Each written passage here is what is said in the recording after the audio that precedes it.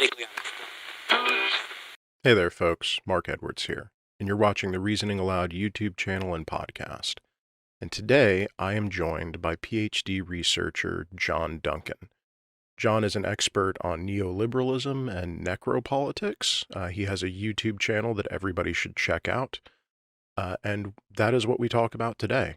We spend the first little bit of the conversation going over what liberalism is or was. If you are not 100% sure what liberalism is or encompasses, I would highly recommend you go check out Abigail Philosophy Tube's series on what liberalism was, which I'll link in the down there part. But it's not necessary going into the conversation. After going over what liberalism was, we get pretty quickly into the emergence of neoliberalism out of that system and how we came to find ourselves in this neo-colonialist, capitalist, realist hell structure that we all find ourselves living in, and what its effects on the world and our future will be. We later on in the conversation talk about how fascism may emerge out of neoliberalism and its interactions with climate change, and we spend some time at the end talking about what leftists can do to help get us through what is going to undoubtedly be a very difficult future. I want to say a special thank you to all my patrons, whose names will appear on the screen now.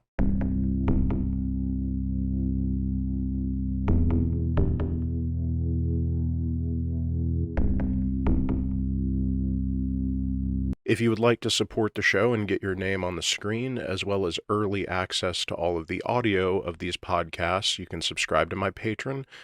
Any amount is wonderful. I appreciate all of it.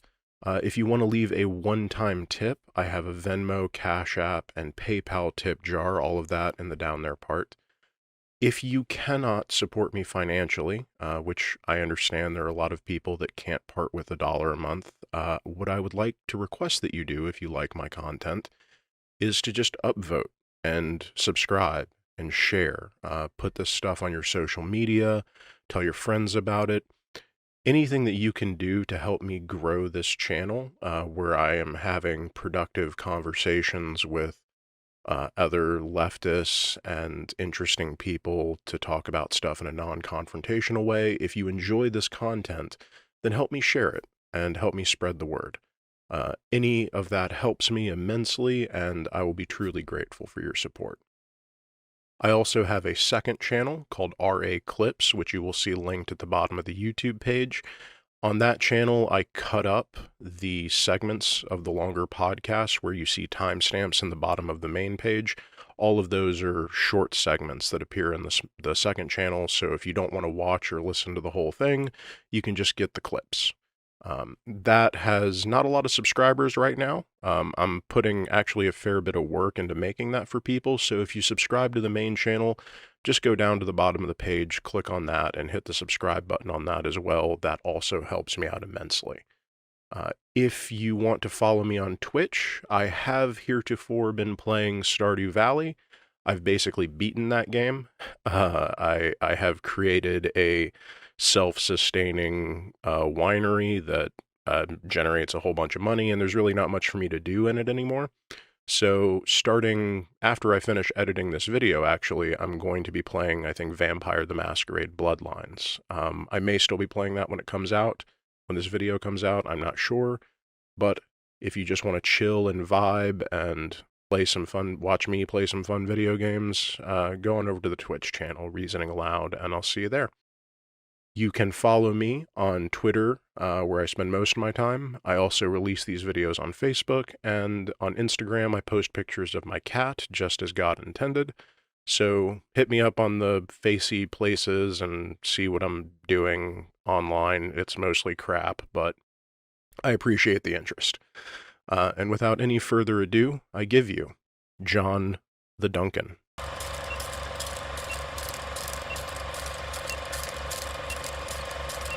All right, John Duncan, thank you so much for joining me. I appreciate you coming on. Thanks for having me. Yeah, great to be here in this virtual space. So why don't you tell the listeners a little bit about, who you are, what your current academic work is on, and how you came to be in a situation where you're running a a YouTube channel that's, as we speak, hopefully about to get a lot sexier at some point in this conversation. Yeah, we're counting down to 6969 subscribers, and it's gonna be Nice. fucking great when we get there. Can I swear on here?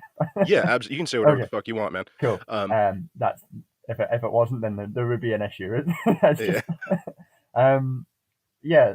My name's John. I run a channel called John the Duncan, in which I talk about various largely depressing shit I've found.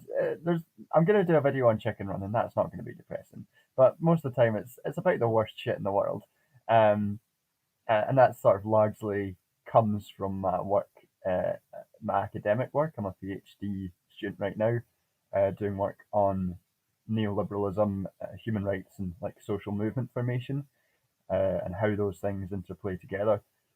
I recently published my first academic article on the pandemic and the UK government's response to the pandemic, and why that response wasn't uh, representative of the death of neoliberalism, as a lot of people consistently talk about it being, and they do this all the time, talk about that being the end of neoliberalism.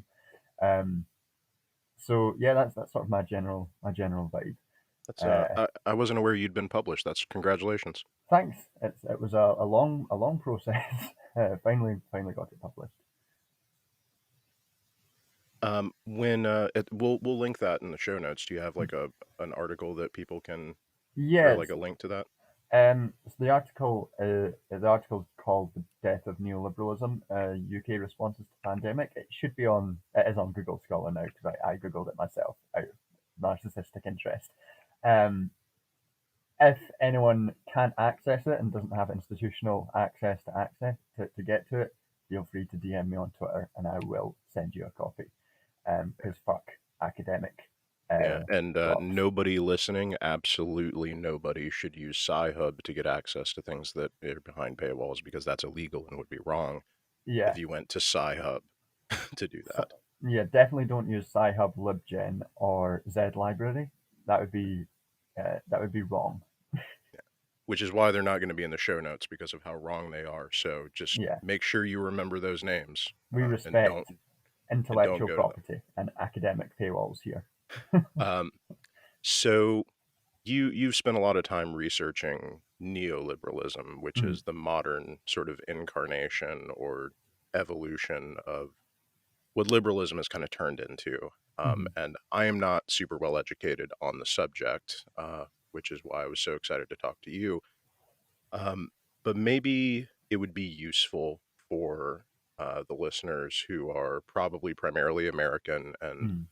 probably a lot of them liberals themselves, if they are unaware of it or don't know quite what those terms mean in the ways we're going to be using them. I think a lot of Americans in particular think of the difference between conservative and liberal in the way that it's used, like between the Democratic Party and the Republican Party, like Mhm. socially conservative, socially liberal, and in reality, both of those parties are liberal parties. Yeah, So maybe if we could get like a just a brief rundown of what liberalism means in the context of neofying it, yeah. will be, I'll do my best to be brief, but we'll or see how as that goes. long as you want, like whatever. We got all the time in the world, Yeah. my friend. So So, yeah, so it's useful to reference liberalism when we're defining neoliberalism as well, because they are constructed differently as ideologies. It's not just like the return of liberalism, in the wake of social democracy or whatever, like some people have argued.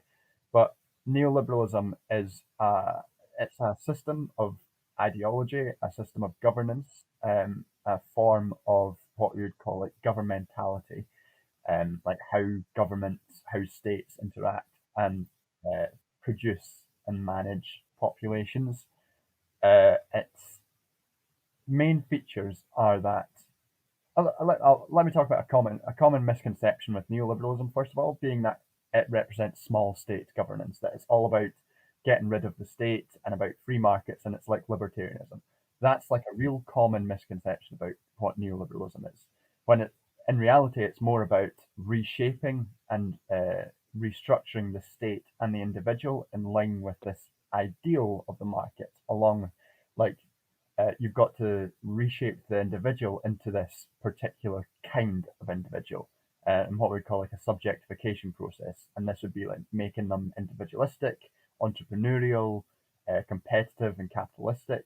And that sort of is done through like welfare reforms, which tie getting welfare to having a job, or it's done through marketizing education systems so that people in education are made into this particular mold. And that often requires quite a heavy-handed state action.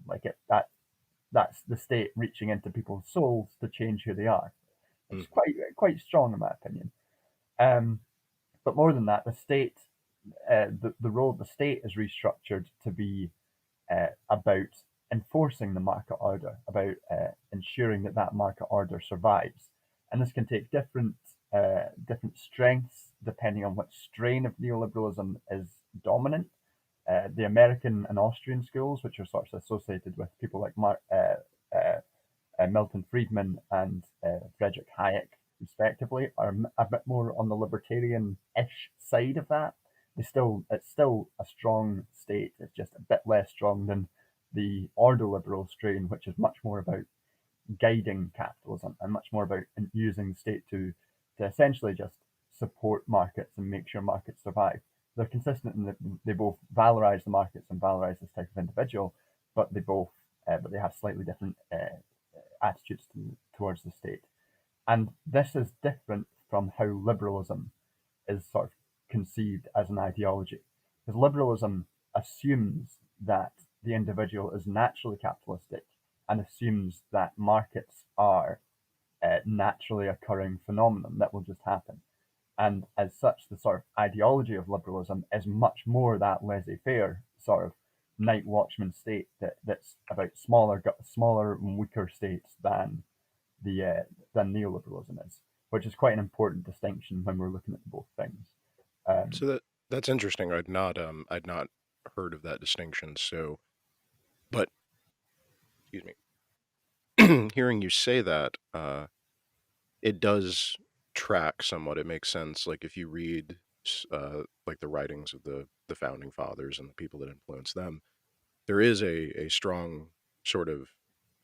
They take it sort of on the face of it that we're going to organize ourselves along a heavily market-based system, and that they Mhm. don't really need to do much to facilitate that, other than, how much do we tax people when they eventually become incredibly wealthy, right? Yeah, That's really kind of their, and that is very much an ideological break with what we see with like Reaganism and Thatcherism and things like mhm. that. So that's quite Yeah, quite interesting, and that is something that's carried across um, pretty much all political parties in the U.S. that are not explicitly leftist, is the assumption that people will behave in those ways, and then the differences become whether or not, as you said, they're trying to force them into being those things, which mm. would you say that's the defining difference between neoliberalism or liberalism?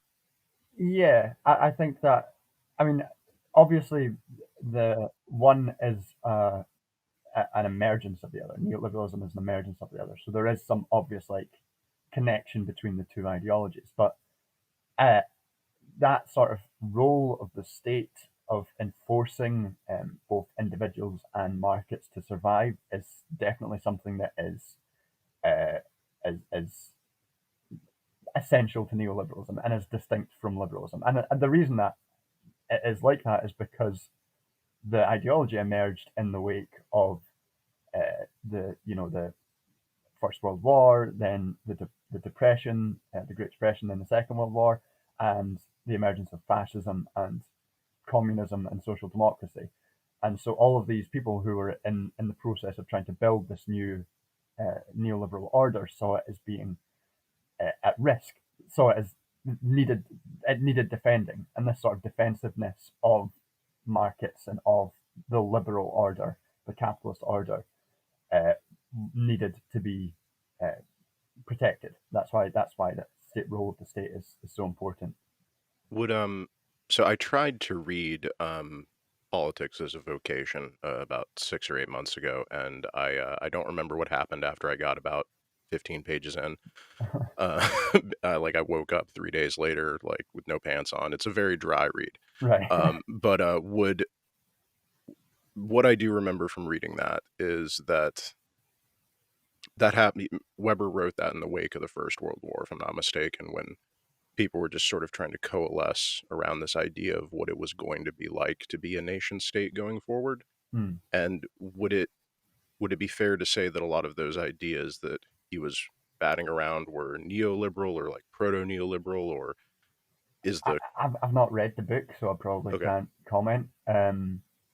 Yeah, I don't know. I don't know. A lot of the stuff is maybe, I don't know if Weber would maybe be less important than someone like Schumpeter, Oh, who is sort of, I think, been more associated with that development. I'd have to read the book to understand that. I couldn't tell you one way or the other, Uh, from what I remember of it. yeah, But so we're so neoliberalism then it sounds like emerged as a way to push people into what liberalism expected people to do naturally. yeah, Now, did that happen? And I mean, we're talking about a large, multifaceted system where there's no like single actor pushing people along. But do you feel that that was a response to a failure of liberalism for people to manifest into it, or is it something extra on top of it? I mean, I guess it would have been the failure of liberalism, certainly in the views of the people who constructed neoliberal ideology itself, like in the Walter Lippmann colloquium and the Montpellier Society. There's people like Hayek and Friedman and William Ropke. They saw the failure of liberalism being both the emergence of communism and the emergence of fascism and the emergence of social democracy within European states. That's, in their view, was a failure of liberalism. Hmm. So they needed, they knew that, or in their view, they knew that liberalism needed active protection and active reinforcement, and needed people to be actively constructed into this character, this sort of subjectification, the subject, ideal capitalist neoliberal subject. They knew it needed to be constructed. Um, what was I going to say? Yeah, and there's also things like an underexplored part often in neoliberalism is the role of the moral role of it.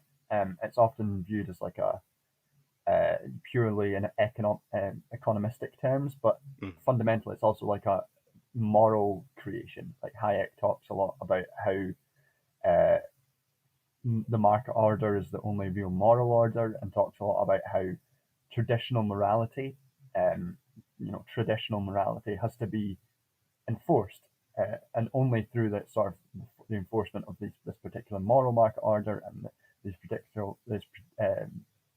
these traditional morality orders will the social cohesion necessary for neoliberalism be maintained.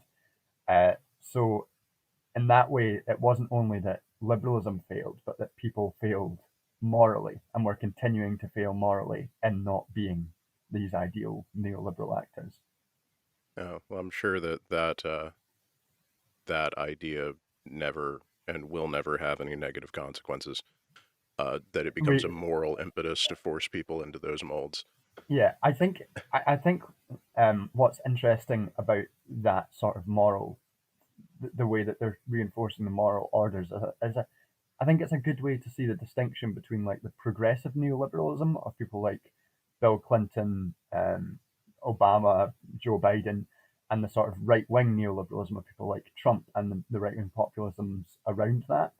Hmm. Because if you look at something like feminism, the way that that was co-opted by neoliberalism as like an extension of a traditional moral order, about reinforcing a traditional moral order within feminism. That's much more on the progressive neoliberalism side. But the right wing neoliberals, like the right wing populists, they'll still try to reinforce that traditional morality, but they'll do it by rejecting any sort of um, feminism, any sort of Yeah. thing that they might perceive as a challenge to it. Yeah.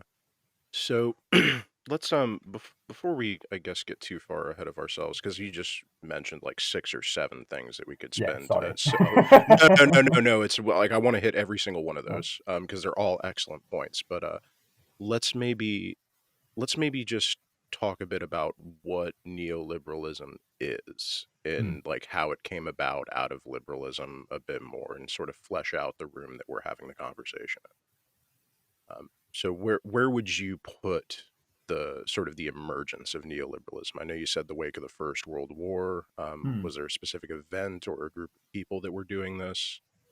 So I guess there's two ways you could look at it. Its emergence as an ideology.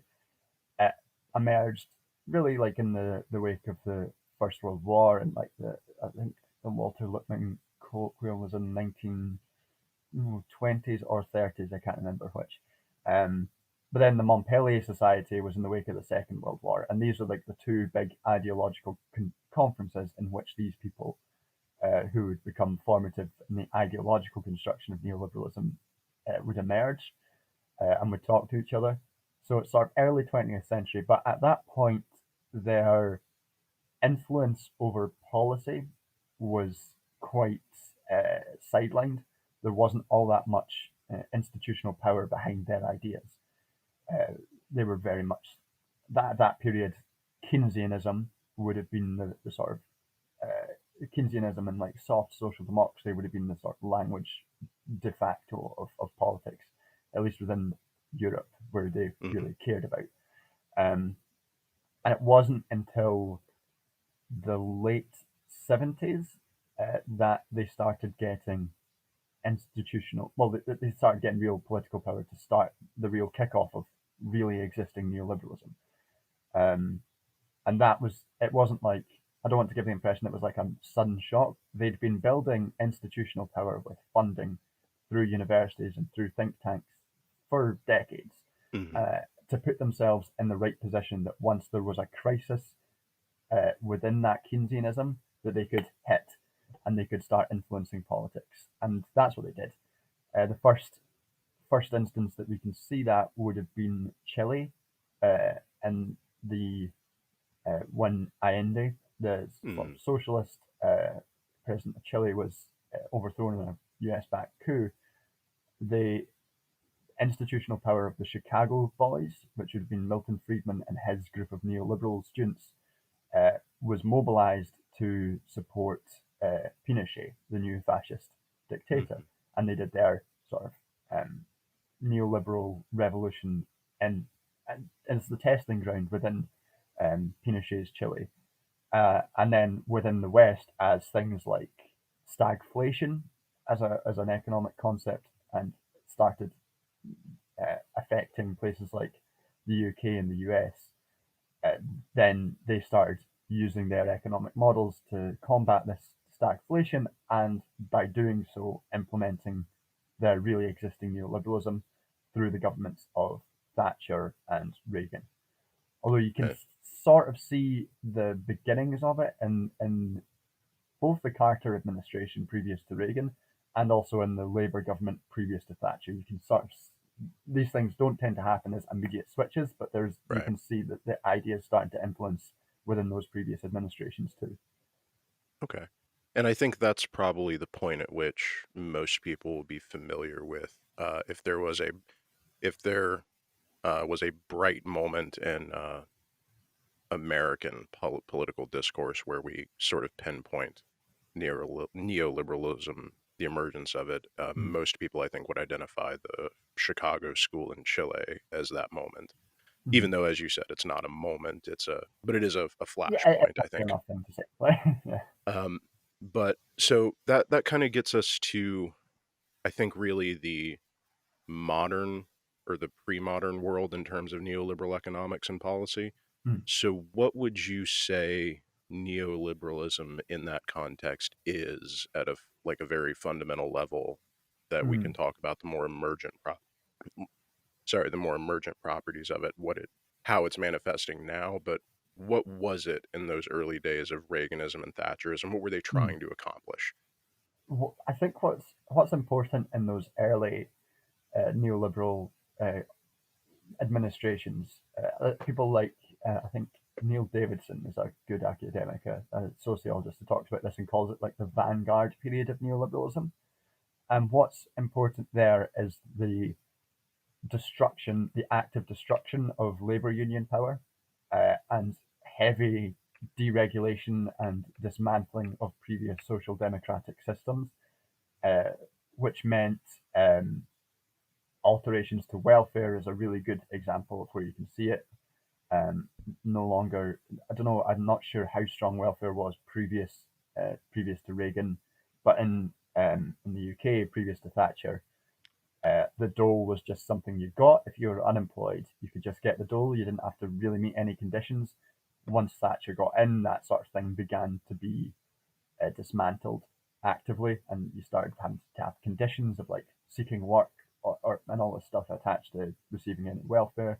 And that was also connected to her um, project of destroying organized labor through the war with the National Mining Union, uh, because without welfare, uh, firing a bunch of miners and destroying their families, it's much easier to break them.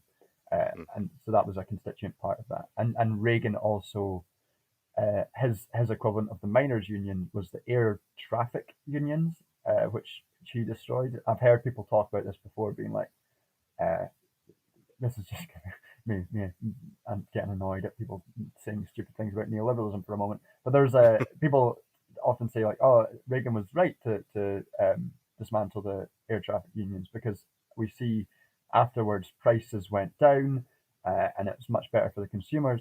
But this is a lie, essentially, because what if you look at the data, prices were already declining for air traffic Mm. after the destruction of the air traffic unions. They still declined, but at a slower rate for consumers. So Mm. actually, if there's any correlation, it's a negative one. And then we saw was the formation of monopolies, the destruction of smaller air traffic uh, companies, and that's not great for consumers. Which we shouldn't limit our analysis to what's good for consumers, but just to deal with something Mhm. that some I see people bring up quite a lot. And similarly, in the UK, people talk about the mining being a non-viable industry, and say that Thatcher was right to destroy the unions because they were upholding this non-viable industry. And first of all, we know that's not true. We know that wasn't her justification because we have documents, we have evidence from the time which showed that they wanted to uh, break union power, and they chose the mining industry because it was a bastion of power, not for any sort of profitability concerns. Yeah.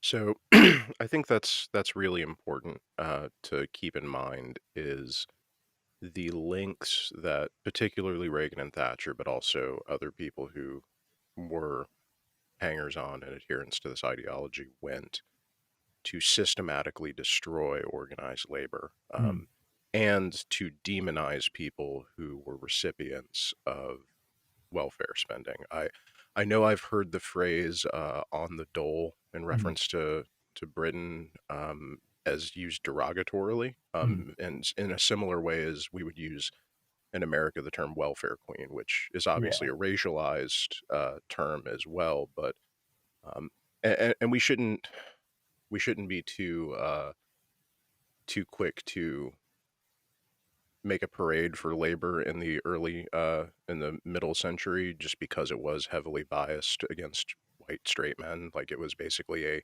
mm, it was a white supremacist organization as well, but it was still better than what it eventually turned into, which is an atomized white supremacist movement or a lack of a movement. But mm, there was a serious effort to completely destroy all labor power in both countries that I think preceded or occurred concurrently with the rise of these other policies. And you would say that that was an intentional effort done specifically to yeah. get rid of the enemy that would prevent them from doing this other thing. Is that accurate? Yeah, it's absolutely accurate. With regard to the UK, the Conservative government followed the edicts of this thing called the Ridley Report, which was a report specifically about how to break labour power, how to break organised labour in the UK. and it was specifically uh, um, about installing this new. They didn't call it neoliberalism at that time. They called it like monetarism or whatever. They used different words for it. It was neoliberalism, and Hayek was involved a little bit in the advising of Thatcher and of the Ridley Report. Um, but it said stock up on coal, choose an organized, choose a labor union to destroy, go after them with all of the might of the state and the media, and just destroy them and demonize them. And that's what they did. It was a plan. It was an actual Mm-hmm. plan which they enacted to do these things. And sometimes in politics things are less obvious than that. Sometimes it's more like structural tendencies within processes of capitalism or ideology or whatever. This wasn't. This was an actual plan that they did to destroy labor power so that they could institute this new economic order. And part of it was total hatred on Thatcher's part of anything that was socialist. She utterly despised socialism as a concept, and she utterly despised labor unions because of that. Mm. And so if just an important note here, if they went so far out of their way to destroy labor power first before they implemented the current economic policies that are ravaging our planet, that might be a point of note for our listeners. And I will include some links in the down there part about what you might want to do in terms of labor and organizing. But um, if that is plan part one, like that's step one, what is the next step in that plan after you get rid of labor? What was it that labor power was preventing them from doing in this master plan? So labor power prevented the the deregulation and marketization of whole areas of life.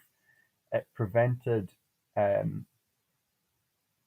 it prevented like the exporting of things like production to different parts of the world, and the increasing financialization of parts of the economy beyond like manufacturing.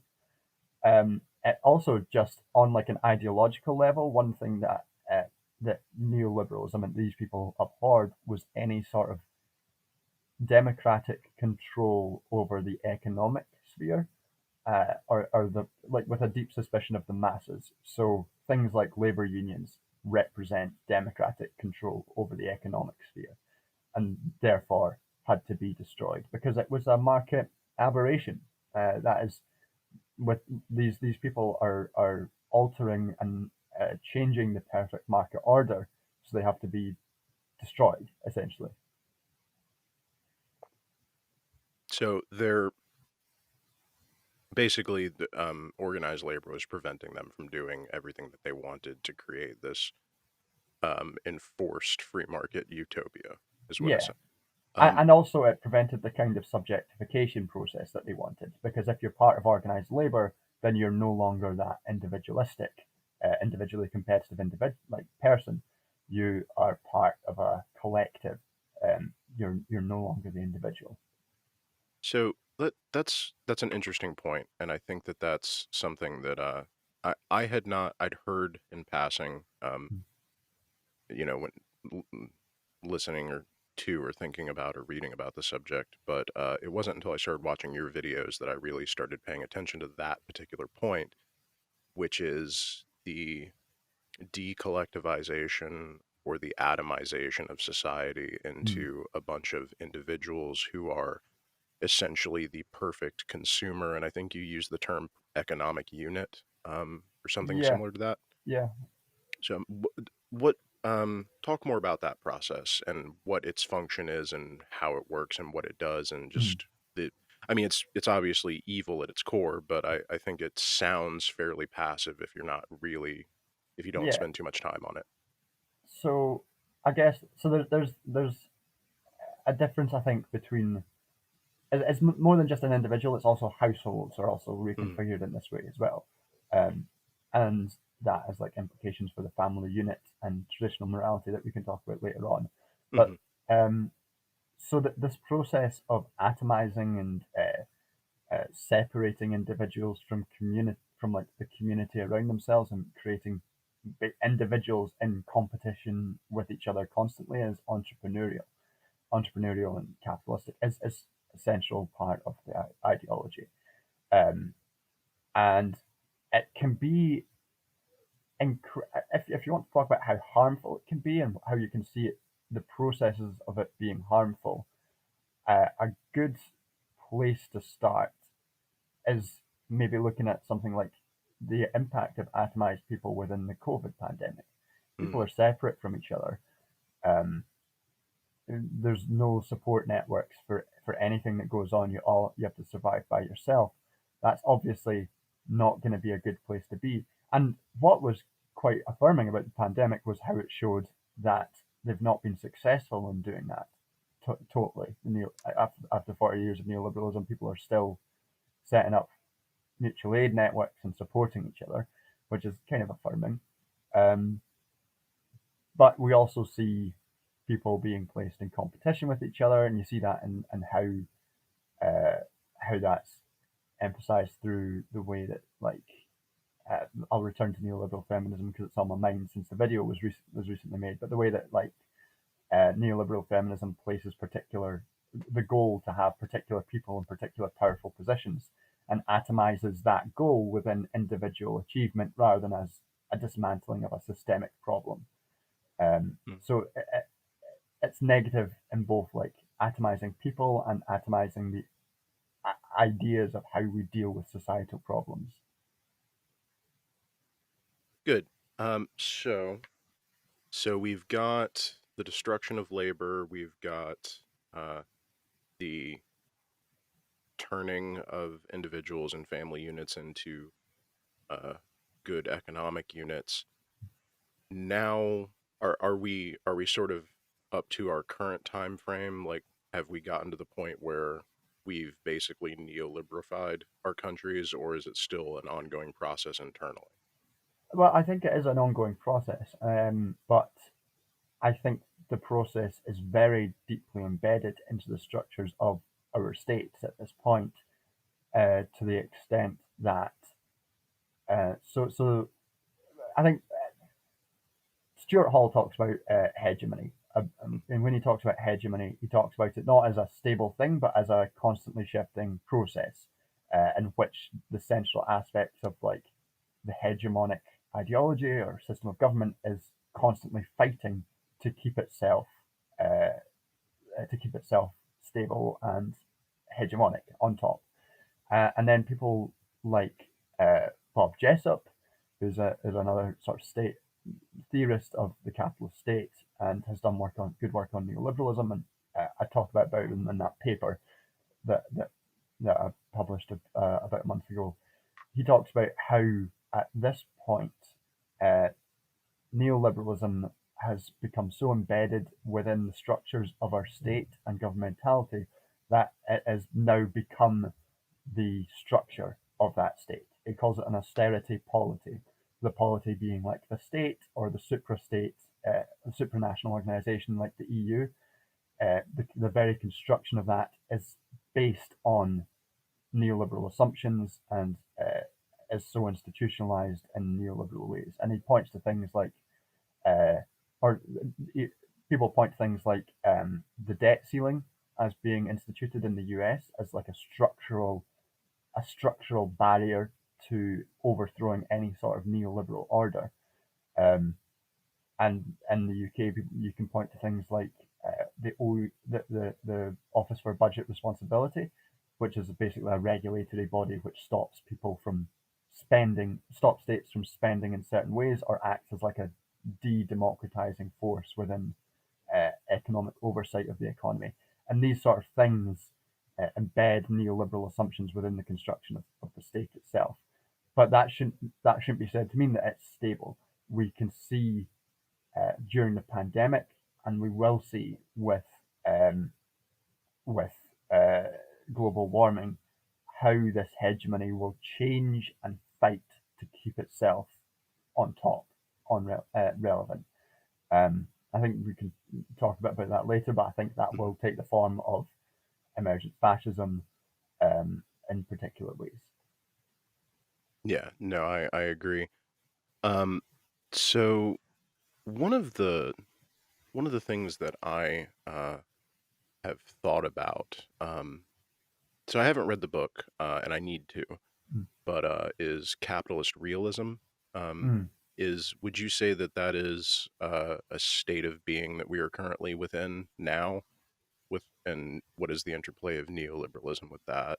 Mm. The idea that because I have conversations with people who are most of my friends are not actually like leftists, Mm. right? Most of my friends are social democrats, and they're not social democrats because they think that there's anything like virtuous about capitalism or that there's something invirtuous about democratic economic activity.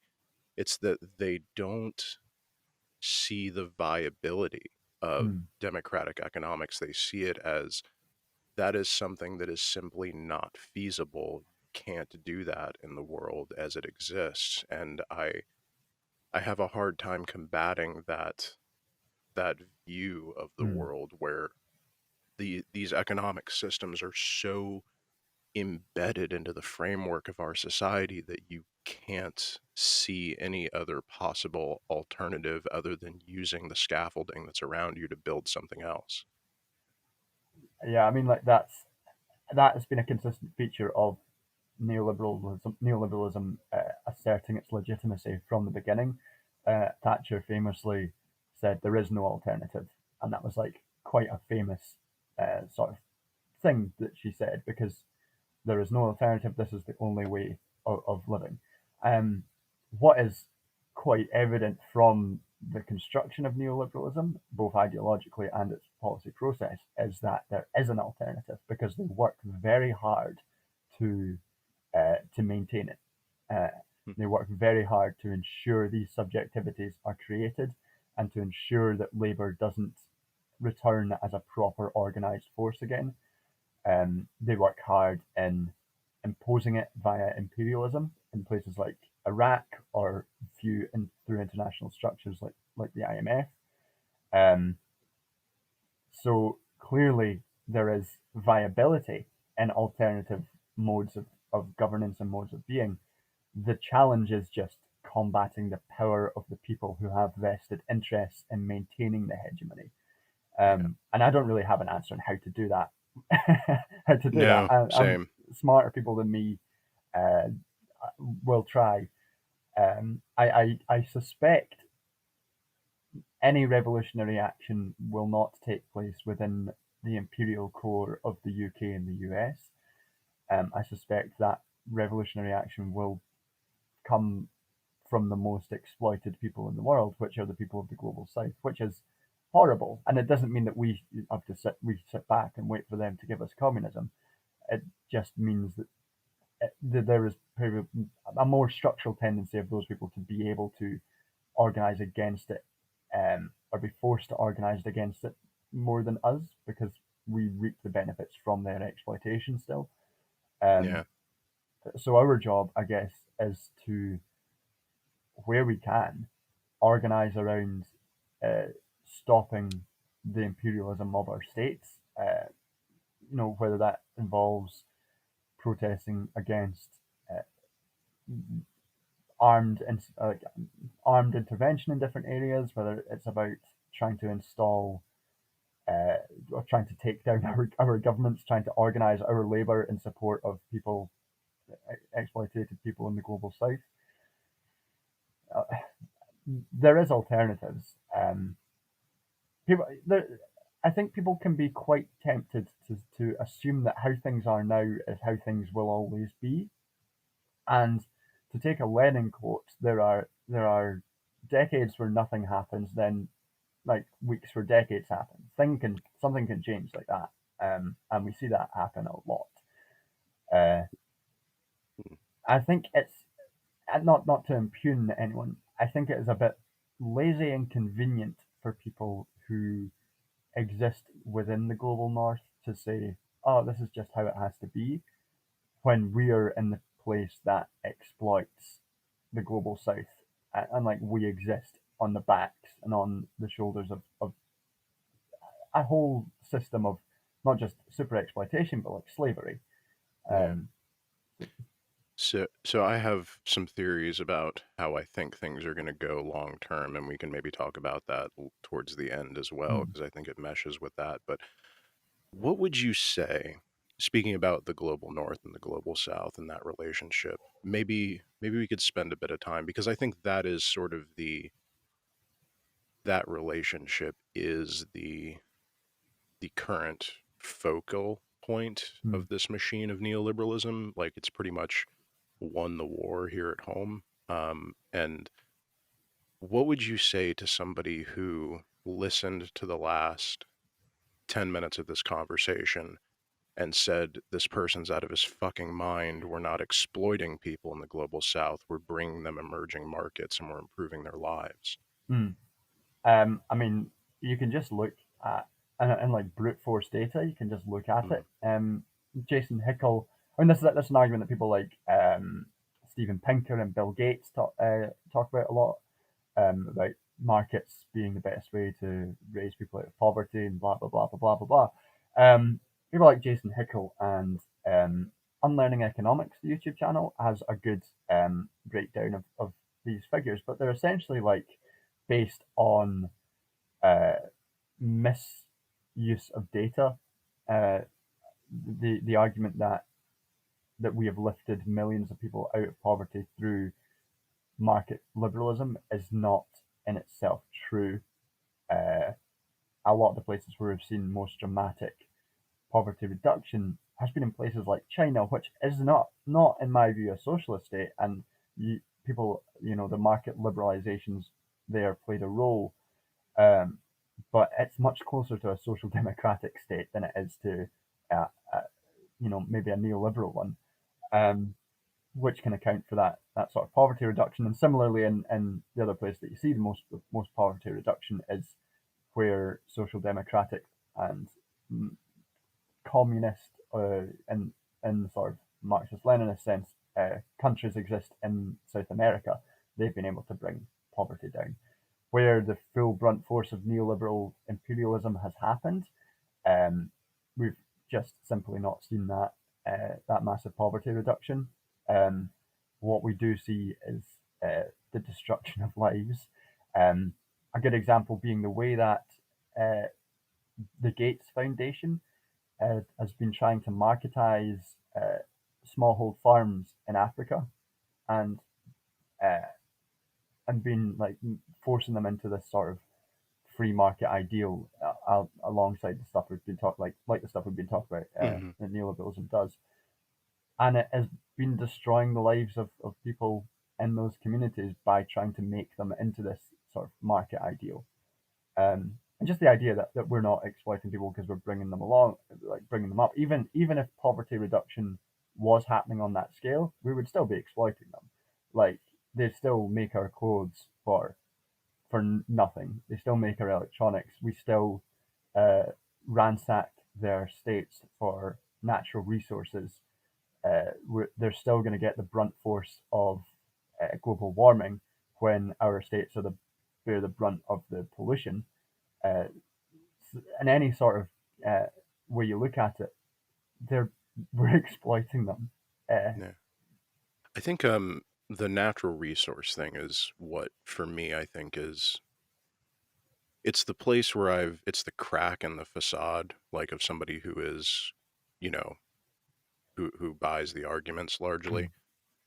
That is what I think I've made the most headway on when I'm talking to people like that is, listen, go look at the coltan production, or mm, Nestle with water, or any number of natural resources that, the commodification of a thing that exists under the ground in a particular spot of land that somebody just happened to get to first, and it is a resource that all of us should be able to use.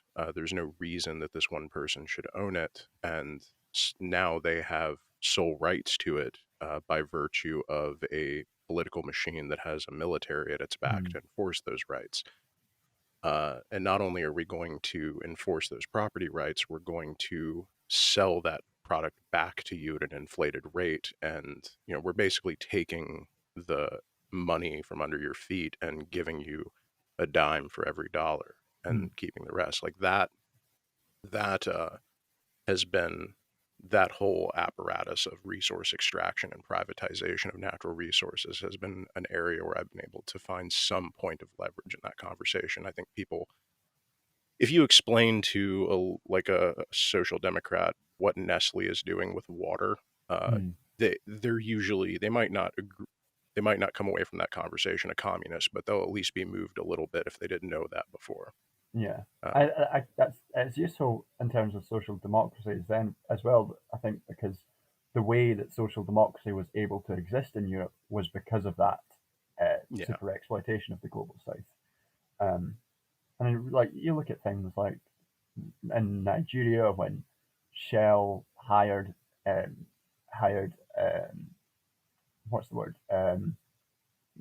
They hired soldiers to gun down protesters so that they could get access to the oil, and then just destroyed huge swathes of the area by having bad oil extraction and by using leaky oil pipes, just so that we could get profit, which is then funneled back into the global north.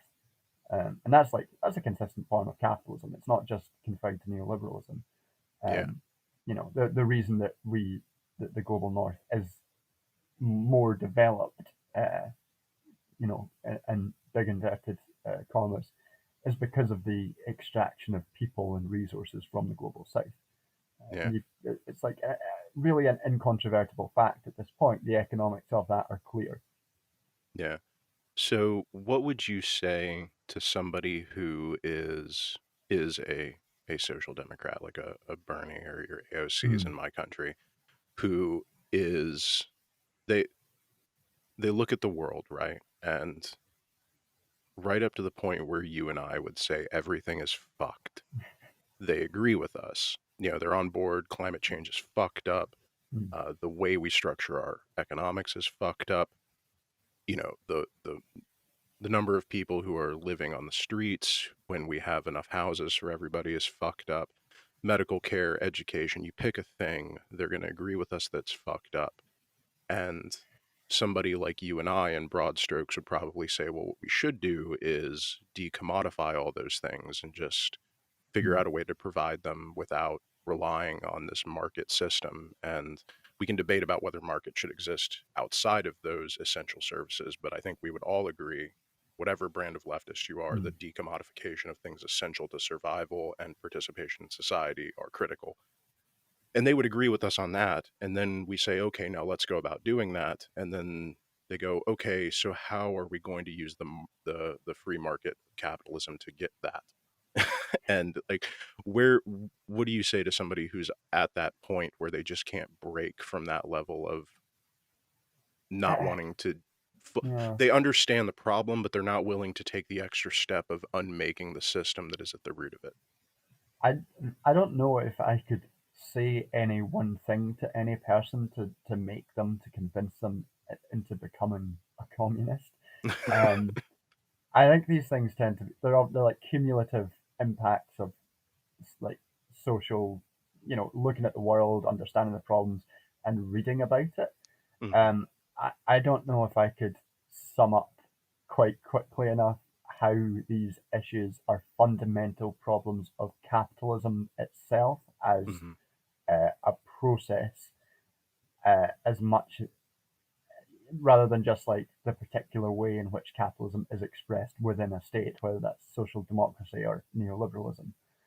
Um, I think there is use. One of the reasons why I think it's useful to talk about neoliberalism, I think there's a problem where people can talk about it and be like, yes, we just need to get rid of neoliberalism and then we can have social democracy and that will be fine. But I think if you look at it and you start deconstructing the processes at work of neoliberalism, you see it as an expression of general laws of capital value being expressed within this lens of governmentality, and you can get to this bedrock that the real issue is capitalism. Um, and if I was talking to someone like who was a social democrat and they thought, oh, social democracy is the only way to get move forward in this sense, I would point out to them, first of all, that social democracy as a system existed for the briefest time. It existed from 1945, from 1945 to about 1975, 30 years. Neoliberalism is now a longer, more hegemonic system than social democracy ever was, and liberalism before that was more hegemonic than social democracy ever was. I think there are central tendencies within capitalism that make uh, upholding social democracy within even the global north, while still super exploiting the global south, a really tenuous place to be. Capital will always try to reassert itself in opposition to workers, in opposition to uh, decommodification, in opposition to the extension of itself, because capitalism needs to grow. It's a simple fact of capitalism that it needs to grow and expand, whether that is spatially through colonialism or whether that is internally through financialization, through altering how people interact with each other, um, through like the subjectification process of neoliberalism, or through things like selling data. That's where I think one of the key ways in which capitalism is growing is through increased data mining. Mhm. What the argument that I usually come back on is because at the leaving aside imperialism, because that's I honestly think that that's a conversation that for people who aren't on board should probably I don't know if you can approach it separately, but like I Mm. tend to, just because it's such a huge topic in its own right. But when I talk to people who are the attitude is we should, encourage wealth accumulation and then tax it. I generally point to what happened in the Gilded Age in my country. Mm. Um, we we have done that. We have had that system where we had capital accumulating wealth independently. You had capitalists who owned all of these private resources and sought claim to all of these what should be natural resources or things that we could argue should be held in commons, and used that wealth accumulation to influence the politics of the country to allow them to further accumulate wealth. Yeah, The reason we're in the situation we're in today is because as long as you have people who can accumulate massive wealth independently, they will use that wealth to influence the political system to prevent any cage being built around their excess, right? yeah, As long as you have that ability to grow wealthy in that regard, that huge amount of wealth and ownership of private resources, that will always be able to be used to influence the greed of any electoral or elected politician to you're just not going to be able to implement that system. It's inherent to you cannot have massive wealth accumulation of capital and have that be restrained by mm-hmm. an elected government that doesn't have dictatorial power, because the money will always flow into the coffers of the politicians and they will always acquiesce to the demands of capital. Like it's just Yeah, to presume that that would not happen, and it has happened. Like that's an empirical thing that's happened twice in my country. That's why we're where we're at. It almost strikes me as an article of faith, mm-hmm. and sometimes I look at neoliberalism and I look at that sort of capitalist realist mindset almost as like a religion. It's like a faith of the market, and even people who are not like devout, like if Mm-hmm. you're like a cultural Christian, I think there are a lot of cultural neoliberals who aren't really devout, but they just sort of assume, yeah, this is just the way it is. This is where my ethics come from. Yeah, And it's hard to break people of that. yeah. I think you're absolutely right on both points there. I mean, the reason, like I said, the reason that um, neoliberalism was able to institute itself was by embedding itself through various institutions and think tanks and universities. And the reason that they did that, they managed to get that, was because of huge funding from businesses who wanted what they were selling to be passed. It's I've made that similar argument to you before, in saying that social democracy failed, and the reason it failed in the way it did, And the reason something new like neoliberalism was implemented was because capital wanted that, essentially. And yeah, I think you're exactly right there. Um, what were you saying? You said something about the people culturally neoliberal. Yeah, like so most people I think in America and like the Anglosphere in general are not religious. They're just sort of culturally religious. They grew Right. up Christian and they're not adherents to the faith, right? They're not Mhm. priests or bishops. They're not capitalists. But a lot of people have the same, but they're just culturally Christian. And I think a Yeah. lot of people have the same relationship to capitalism and neoliberalism. They're not capitalists. They're not small business owners, but you know, they're culturally capitalist, and it's very difficult to pierce that, you know, Hmm. we just go to church on Sunday because that's what we do. We just exist within this system because that's what we do. It's hard to Hmm. pierce that. Yeah. I mean, I've got 2 points there. The first being the comparing of neoliberalism to like a religion, or the role of religion in neoliberalism is uh, I mean, it's a bit of a cliche at this point. I did get to the to about like 40 pages into my PhD before I compared neoliberalism to a religion. I was like, God damn it! There we go. I've done it Is it a again. cliche? I'm not original. Uh, it's not. I mean, the reason it's a cliche is because it's correct. It's Yeah.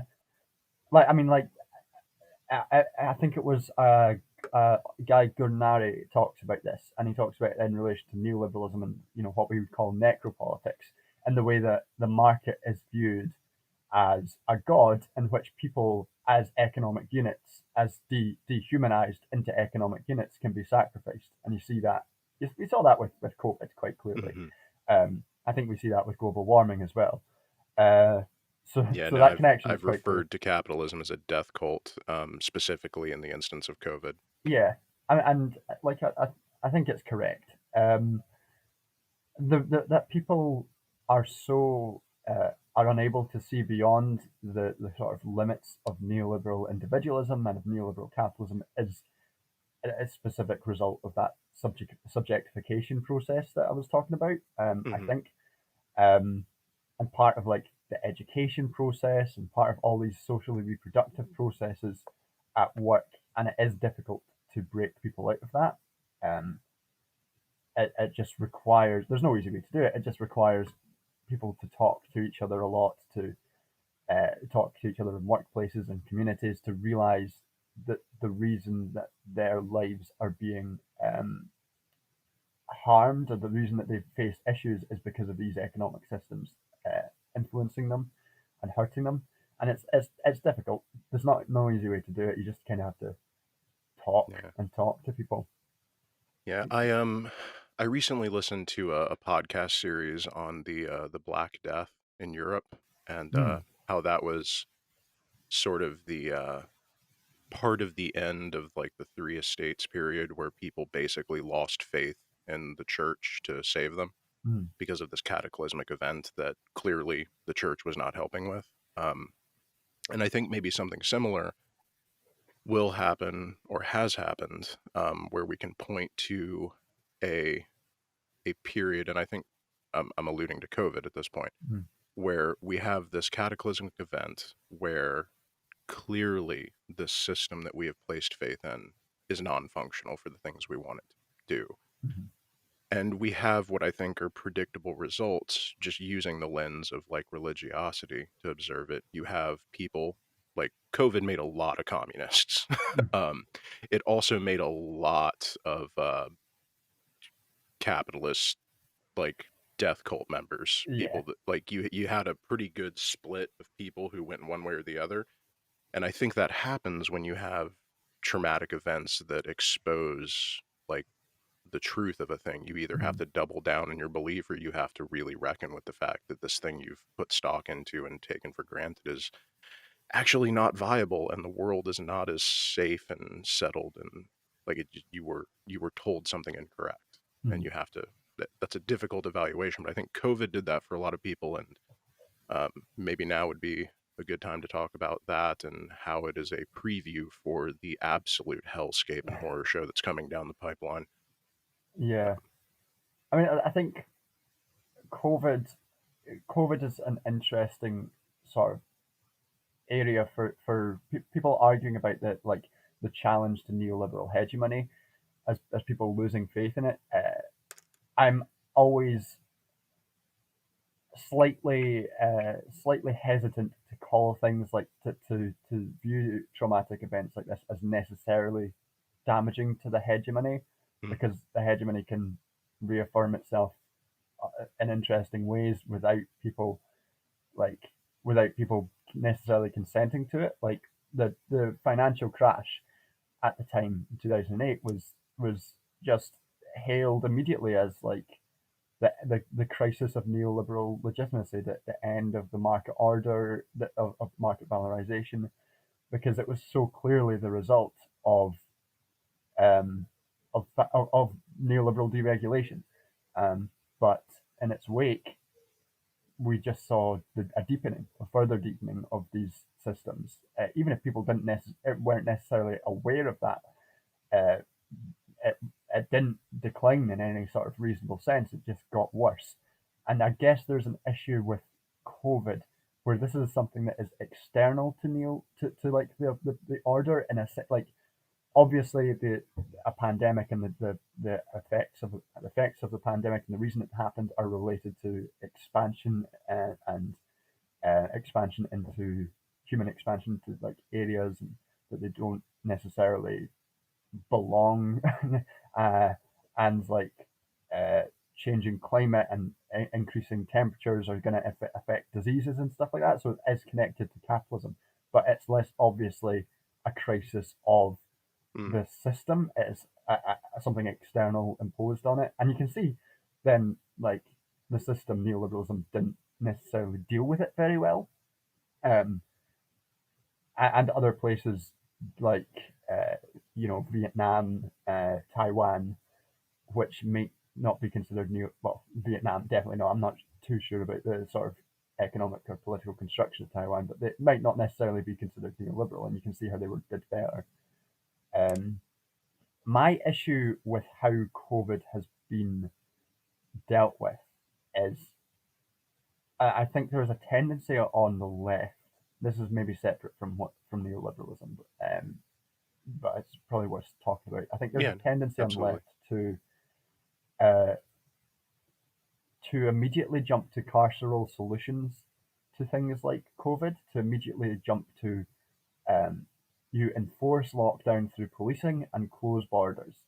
And these tendencies, separate from how useful they are in terms of controlling COVID, uh, because we saw lockdowns obviously control COVID, but setting up a situation like that, empowering police, further empowering border securitization, uh, is not, I think, something the left should take lightly, especially as global warming starts to come about and we're going to get huge numbers of climate refugees.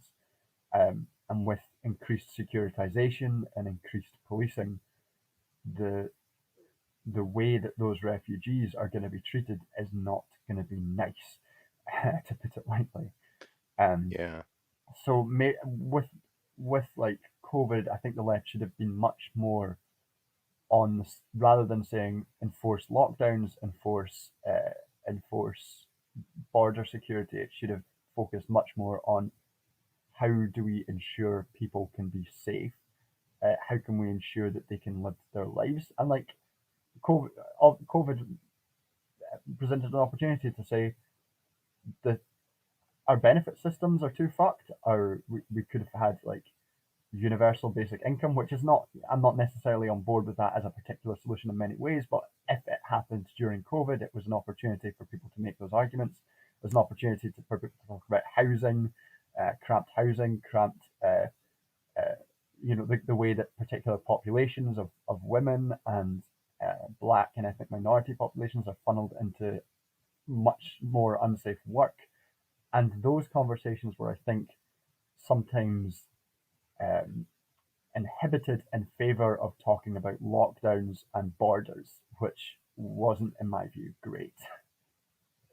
Yeah, I think that might just be a function of the like the fact that we live within a system who So I would going off what you said, if I were to make a suggestion for how we should have dealt with COVID, I think we probably should have done something along the lines of what you're discussing, which is just say, hey, everybody, we're not going to work for a while. Mm, We all need to stay home, and here's everything you need to do that. We're going to give you money. We're going to set up national food services to deliver food to your house, and just everybody just stay inside your house, and we're going to make sure that you're okay. We're going mhm. to just hit the pause button, and we're going to empower the state to do what it needs to do to help you survive this event. Um, Everybody knows goddamn well that's not going to happen in the current system. And so the only real alternative is, well, just make people so they can't leave their house. It's a sort of a defeatist position because it implies that you know that the actual answer is not going to happen. I think that will also happen with global warming. Like Yeah, I don't think we're gonna we might who knows, maybe revolution will happen tomorrow. Um, it's unlikely that these things are going to happen before massive amounts of climate refugees start flowing in.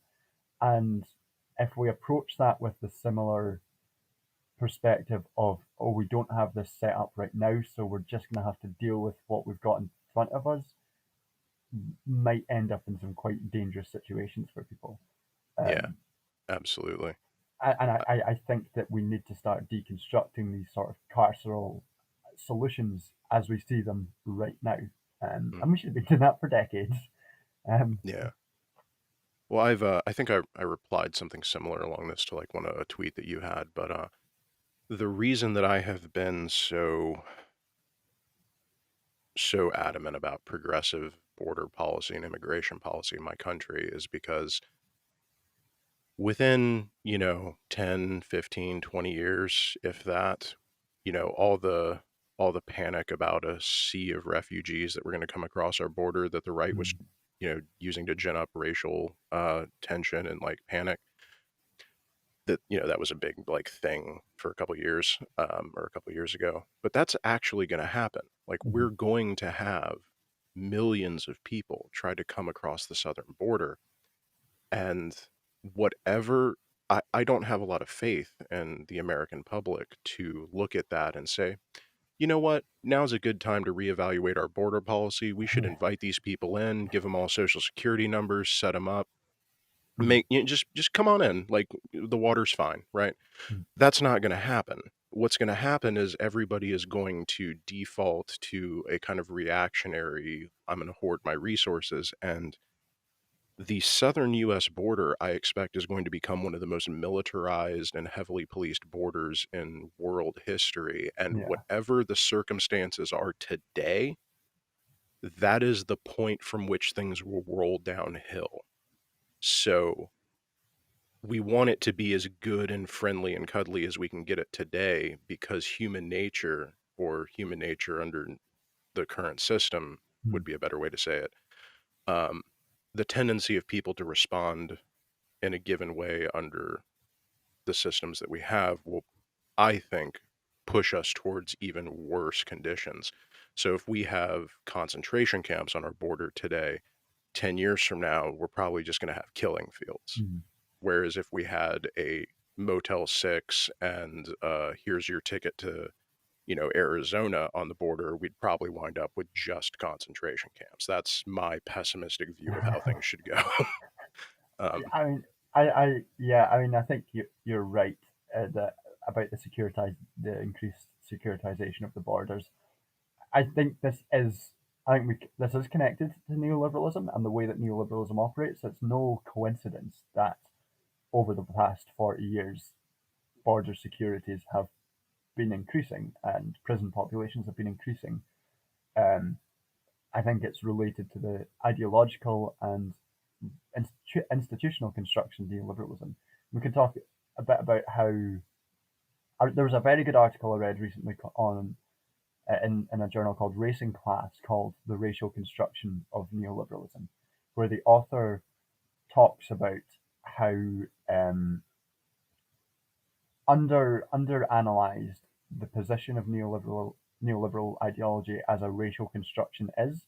And he talks about, similar to things like Wendy Brown talks about in her analysis of the traditional morality of Hayek, they talk about the West being the particular site in which market orders generate, and as market orders are superior, the West as a culture is superior, and it generates this kind of the author calls it neo-racism, not based on like genetic racism, but on cultural racism, and you Mm. see that in how populations are managed globally, and how like foreign populations. That's why a lot of neoliberals at the time argued against, Hayek and Friedman argued against opening borders to the free movement of people, despite that being despite the ultimate goal of neoliberalism being free movement of people and labour. They wanted to restrict migration at that time because they viewed outside cultures to the West as being a threat to that sort of order, because they didn't have the right subjectivities within their culture, the things that needed to be generated. So they saw those cultures as being essentially inferior, uh, which has spiraled and become securitized border regimes, stopping populations getting in, arguments about cultural inferiority of different nationalities and races, and you see it in the way that how black people, black people and Latino people are systemically uh, mass incarcerated in the US. Mhm. And I think the stuff the author doesn't mention necropolitics, strangely, in my opinion, because it's all really connected to the concept of necropolitics as the management of populations, which are, in the eyes of neoliberal capitalism, waste. They don't generate anything, they can't be properly exploited, they just need to be excluded or warehoused. And that's either in prisons, concentration camps, or outside of borders. And I think as the climate crisis continues and as neoliberal hegemony is maintained, these ideological and institutional structures are just going to get worse. Mm. Um, I, I, I don't see how that's any other way. And the only sort of resistance that is possible is through mass politics to deconstruct it. Um, Yeah. and that sort of mass politics is going to take a lot of work to generate.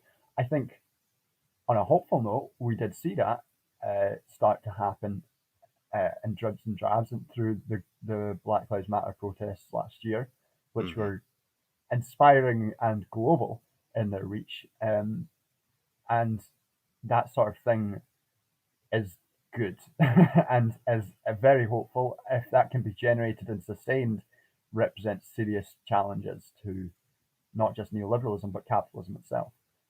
Yeah.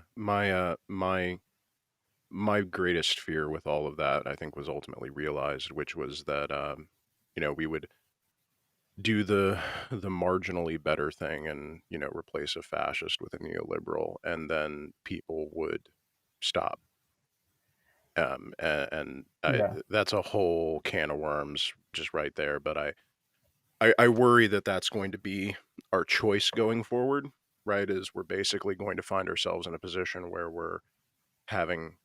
we have these populist movements that are going to get co-opted by either just overt eco-fascism or neoliberalism, and there's not this cohesive movement of on the left, at Mhm. least within the global north. There's not a cohesive left to sort of stand in opposition to those two forces, and any populist efforts we get Mhm. will wind up just being populist fascism or populist whatever the fuck Biden is. Um, Uh, I, I I do think I don't think there is a real distinction between, like, I don't think what Trump was I think he was a neoliberal, mhm, or well, his administration was neoliberal. Sorry, and the populism which got him into power was a generative function of neoliberalism and not a break from it.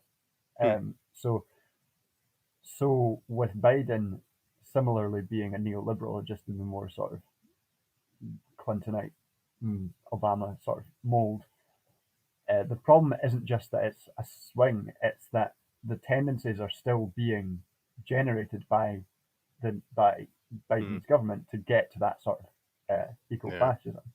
Um, and it will, and like it might come at the hands of a progressive neoliberal in the way it might come to the hands of a fascist or a right wing neoliberal like Trump.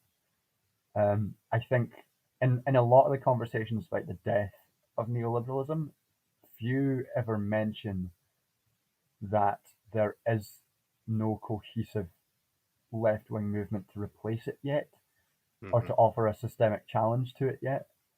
And I think that is something that is required before we can necessarily call it the end of this period, rather than a change in the hegemony of how it's expressed. Um, which is just to say, we need to be working on generating social movements, generating. A lot of people focus just on labor unions. Labor unions are great, but um, a lot of the time that's it's not the only form of social action that's necessary for overthrowing capitalism, and it's never been the only way in which people organize. Social movements around issues of social reproduction have often been at the forefront of that, whether that's been in the post depression era and like Hoovervilles around the US, which were areas of class formation and social movement formation, which led to, I think, the New Deal sort of stuff. Um, so we can organize in workplaces and communities and around social reproductive issues, which is the only way I think we're going to get out of this mess. Yeah, I am always very uh and Twitter's not a good place to have this particular conversation, but I am always very reticent to engage in accelerationist talk because it Mm, just we would hand the country to, especially my country. Like there are four socialists in America, and there are probably about like a million, or it's probably close to like 500,000 armed right wing militants just mm, ready for any excuse. Hey there, folks. Mark Edwards here. I'm just jumping in real quick in post. It looks like I really overstated that number. It seems like the number of right wing militia members in America is probably closer to the mid to maybe high tens of thousands. And I just didn't want to be putting out wildly inaccurate information. So I'm recording this. There'll be a link in the show notes to a good breakdown of militia movement within the United States over the past 10 years. So if you're interested in that, go ahead and check that out. But just wanted to do a quick correction and we'll get you back to the interview. So I tend to encourage people to get involved in community organizations building dual power, like food co-ops, particularly like working around food insecurity and yeah, housing co-ops, things that will, if the state fails, you will have access to the material means of survival. Um, because without that, like any movement is just dead in the water. Like, which, and yeah, I'll absolutely. like, food not bombs is a big one in my country, and I'll put a link to that in there as well. Um, and there's some others, but that's Mm. usually where I encourage people to spend their efforts as well as labor organizing.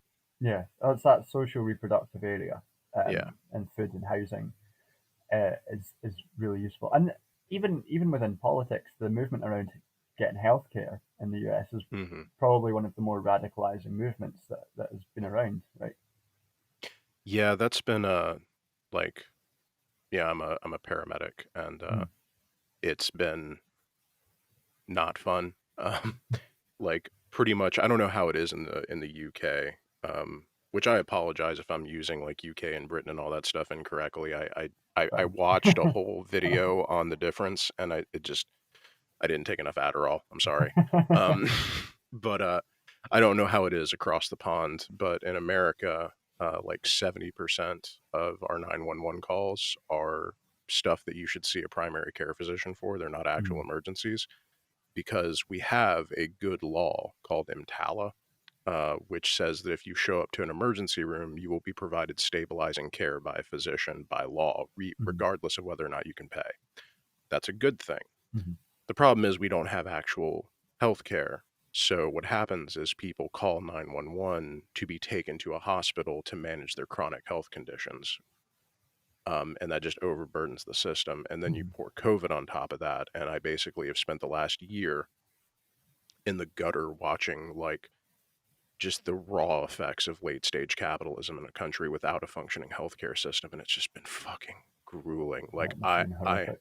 it's absolutely just horrendous. Mm, Like, I mean, it was bad before, right? Because I mm, spent most of my time, like, we get a lot of people who are without permanent housing, who have unmanaged health conditions, who have unmanaged mental health conditions, people that you talk about in your Necropolitics video that are not viable consumer units, and so they're garbage, so we throw mm, them in the street. Like, that's where my office is, and it's mm. if you ever want to get radicalized, I highly recommend going into EMS. Otherwise, stay out of it. Uh, but it's not been fun. Yeah. But what we've danced around this a little bit, but now maybe would be a good time to talk about the blending, the like interplay back and forth merger, I don't know, maybe Mm. of fascism and neoliberalism and how we kind of see that going forward. Yeah. Like, Yeah. I mean, like, I think so. I think people can be flippant when they talk about fascism and emergent fascism. hmm Um, I'm not. I am not flippant when I say that the tendencies inherent to neoliberalism as institutionally and ideologically have elements which I consider moving towards a re-emergence of a type of fascism, a form of fascism. Um, that on an ideological, on an institutional level, we've seen neoliberalism become more embedded and more authoritarian already, with strong states moving power away from people uh, into the hands of bureaucrats and technocrats controlling the economic life and limiting the power of government. That is already like a negative tendency within the ability of like within the power of the state to be a real domineering force within society. hmm And ideologically, um, the sort of two factors which I think are relevant for its construction in terms of fascism are that uh, idea of reaffirming traditional morality, which is central within Hayek's work, um, which has also been quite is also consistent with historic examples of fascism. I'm not an expert on fascism. I know a guy who is, and I want to write a paper with him on that. And if I ever get round to doing a video on it, I will consult him on it.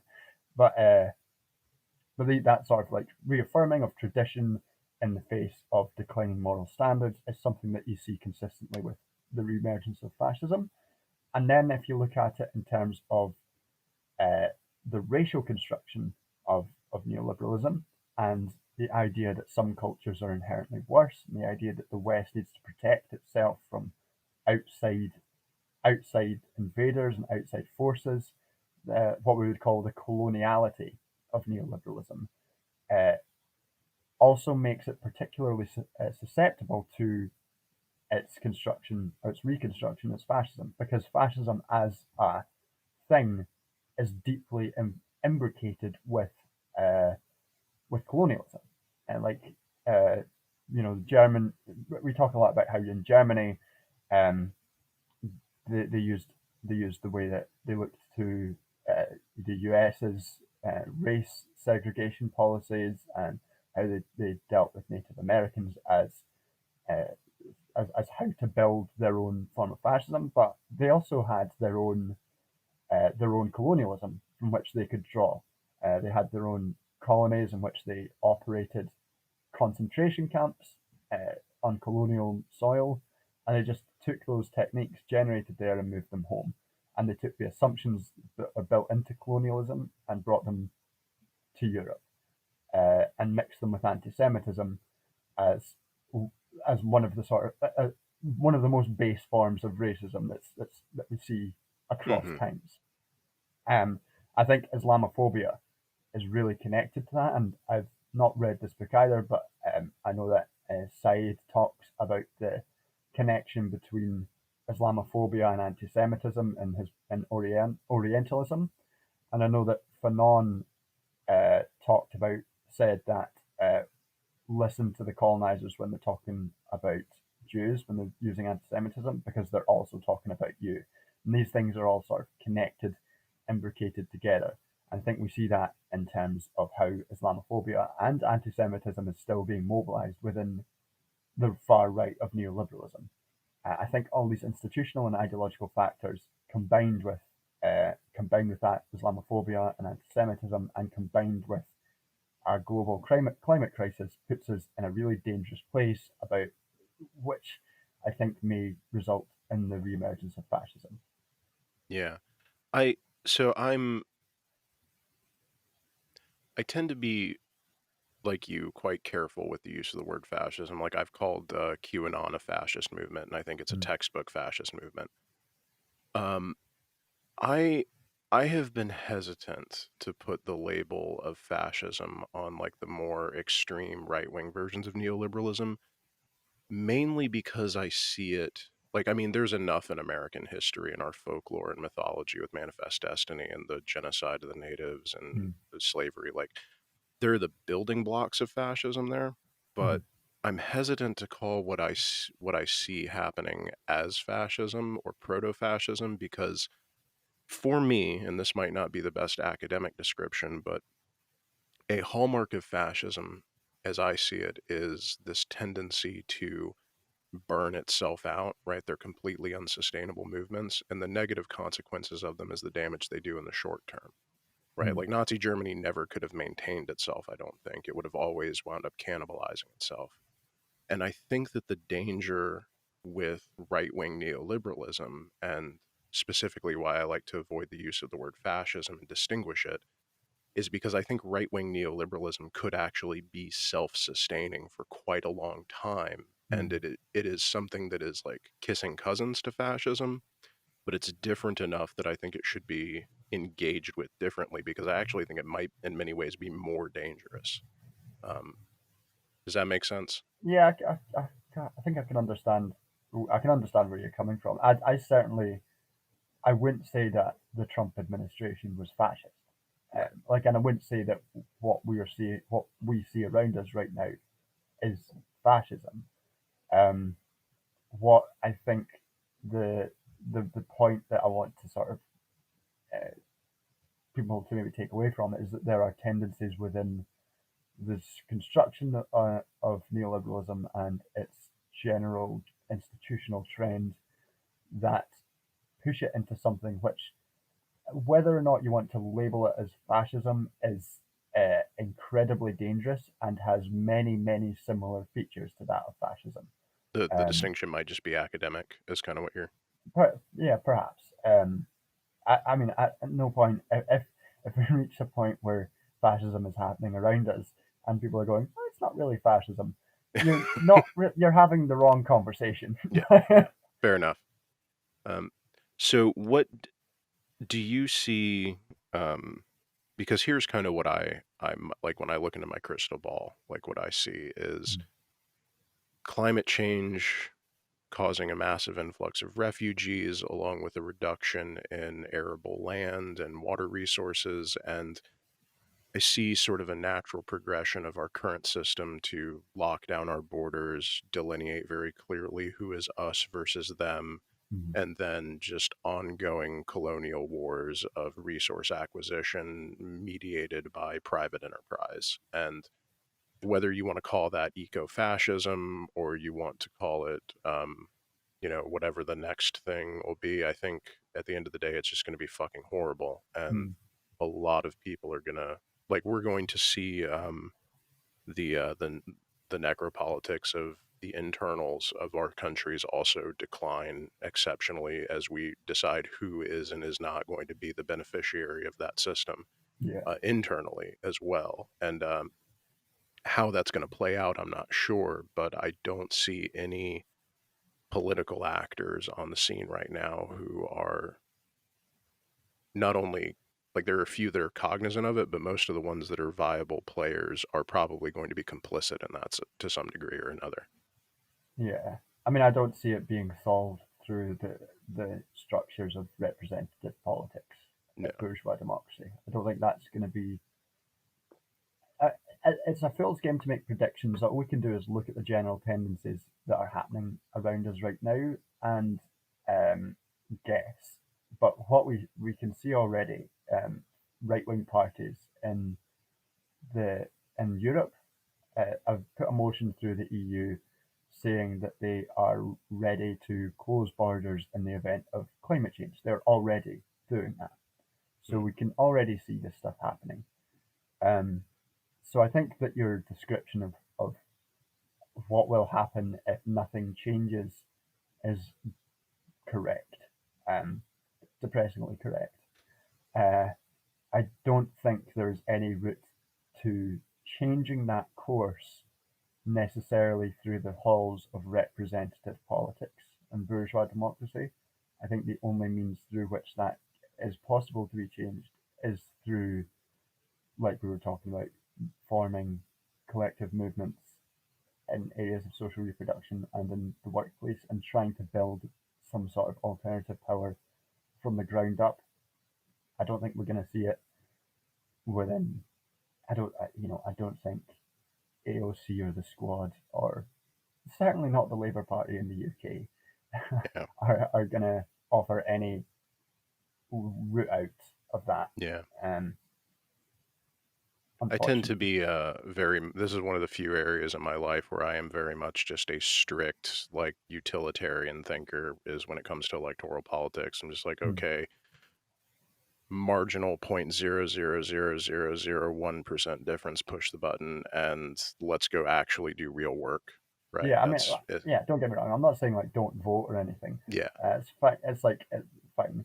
Um, I mean, I was in the Labour Party during the Yeah. Corbyn years, and I've seen the destruction I put in the amount of time and effort and organisational will that that party sapped, only for it to emerge that it was institutionally barring itself from gaining power because the person in charge of it was too left wing, and even within the confines, even that, like, he was a social democrat or he ran on a social democratic platform, and that isn't enough anyway.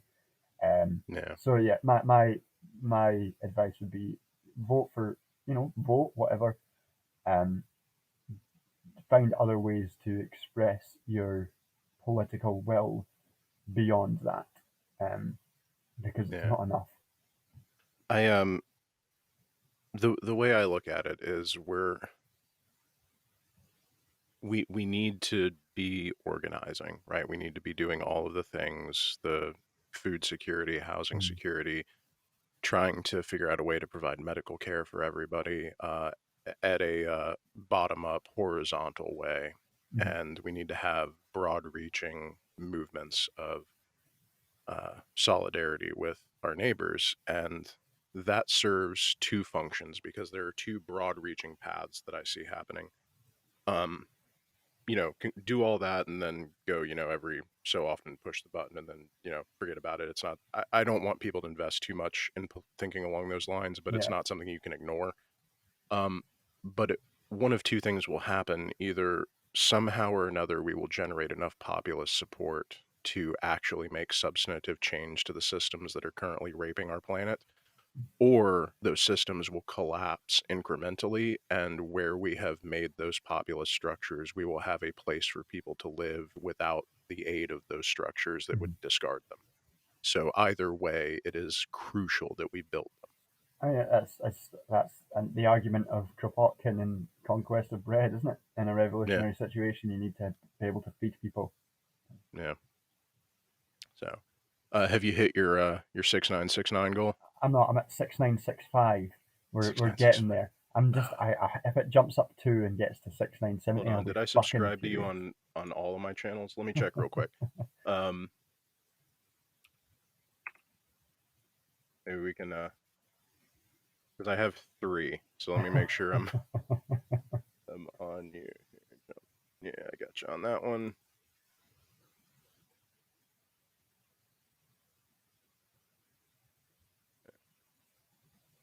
Okay, I got you another one right now. And I got you another one. All right.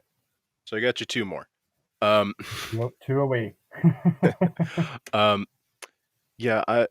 So do you? That might be like a good natural place to kind of close up. Do you have Mm. any advice for people who are just sort of coming into reckoning with this whole system and how they can go about, if not combating it directly, then just integrating these ideas into their lives because they're pretty heavy.